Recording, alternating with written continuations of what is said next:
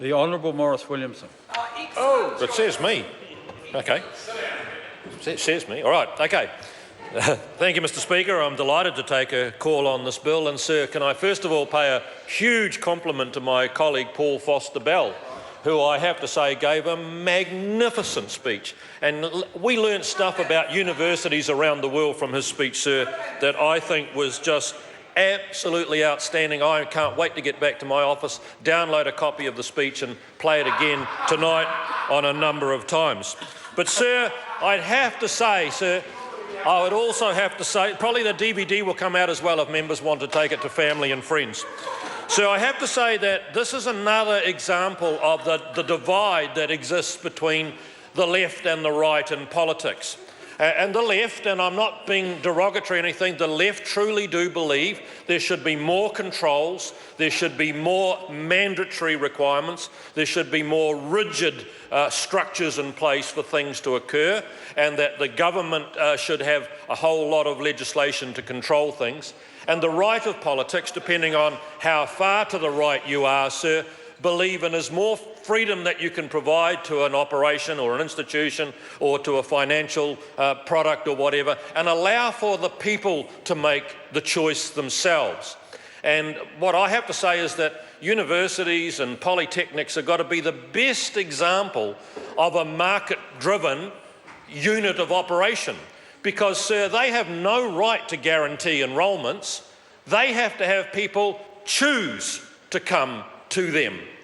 They have to be on their mettle the whole time about the product and the standard that they offer, and whether indeed they are going up in world ratings and being seen to be a phenomenal institution, or they have to be again on their mettle to make sure they don't look like they are becoming sort of stale and not the flavour of the month, and finally students are choosing to go elsewhere.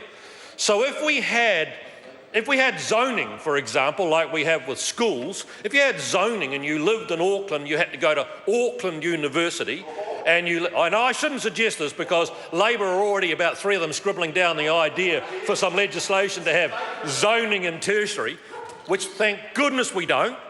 What makes me laugh is they say, oh, it'll be dreadful to have that, but we'll have it for schools. But, sir, if we had zoning in tertiary education, then the universities wouldn't have to worry. They just say, Stuart McCutcheon in Auckland would say, well, we've got a catchment of 1.4 million or whatever it is, and they have to come here, so we're fine. But they know that almost daily they've got to keep looking at their perception in the media, their perception from the students, their perception from the parents. Are we providing a good product? And so the changes that the national government made were to try and give some flexibility to each one of the tertiary institutions that are out there, because they're all different. It's not just that there are 8 universities that are different. There are polytechnics, there are private training establishments, there are wānangas, there are big ones, there are little ones, there are fat ones, there are skinny ones. And, sir, they're all different. And to think you can have a one-size-fits-all for them is just a mistake. Now, that doesn't mean to say that it isn't a good idea to have staff representatives on the council. I actually think it's a brilliant idea to have them. I would say that if I was in any way involved in a council of a university, I'd be demanding that the council confront the issue of how do we get staff representation so we hear their views, because you don't want to get sort of bushwhacked a few months into something, a program you're initiating, because you hadn't brought the staff in. So it's a good idea. But why does it have to be mandatory? Because some of those operations might be so small that they can actually consult with staff, or a handful of them in some cases, and actually know their views without having to have them on the council. And it's the same with regards to student representation.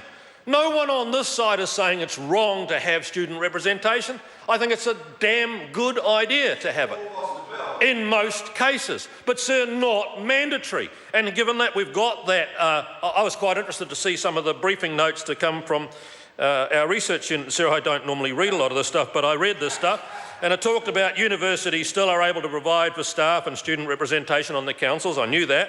It said, in fact, 7 of the 8 universities have 1 student on their councils, with the remaining institution having 2 student representatives. So I'm going to read that again. It's not compulsory. They've got some freedom and flexibility, and it's evil that we don't have mandatory student representations. And then 7 of the 8 universities do have it. They've obviously seen the merit of it. They've obviously seen the benefit of it. And one of them even has two. Mr. Speaker, this is a dopey piece of legislation, and I mean really, really dopey. It's a silly thing to be doing, to putting straitjacket around our institutions, and sir, I certainly won't be supporting it, and I hope the House doesn't support it either. Gareth Hughes. Kia ora, Mr. Speaker. Nā mihi nui kia koutou. Kia ora.